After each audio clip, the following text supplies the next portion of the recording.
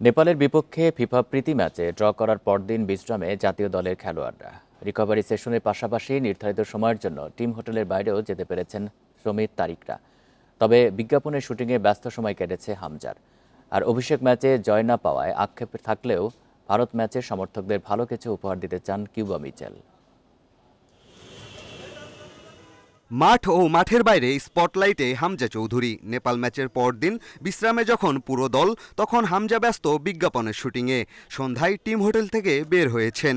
এর আগে দুপুরে জুম্মার নামাজ আদায় করেছেন বিসিবি সভাপতি আমিনুল ইসলাম সহ টিম ম্যানেজার ও সতীর্থদের সাথে। এদিন কয়েক ঘন্টার জন্য টিম হোটেল থেকে বের হওয়ার অনুমতি ছিল সব ফুটবলারদের। এ সময় দলের দুই তরুণ তারকা জায়ান ও কিউবা পরিবারের সাথে ঘুরে হোটেলে ফিরেছেন।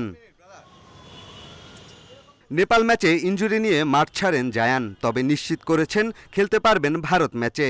জাতীয় দলে অভিষেক কিউবার জন্য বিশেষ, তবে ম্যাচ জিততে না পারার আক্ষেপ আছে।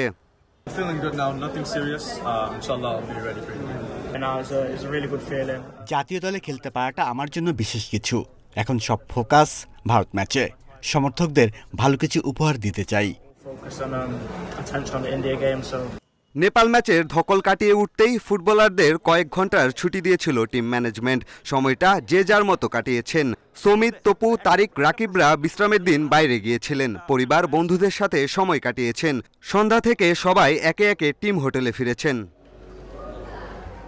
শনিবার থেকে ভারত ম্যাচের প্রস্তুতি শুরু হামজা জামালদের। 3 দিনের অনুশীলনে ভুল শুধরে শিষ্যদের তৈরি করার সুযোগ কাবরেরার।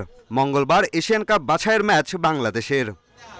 পিয়াস সাহা, ইন্ডিপেন্ডেন্ট নিউজ, ঢাকা।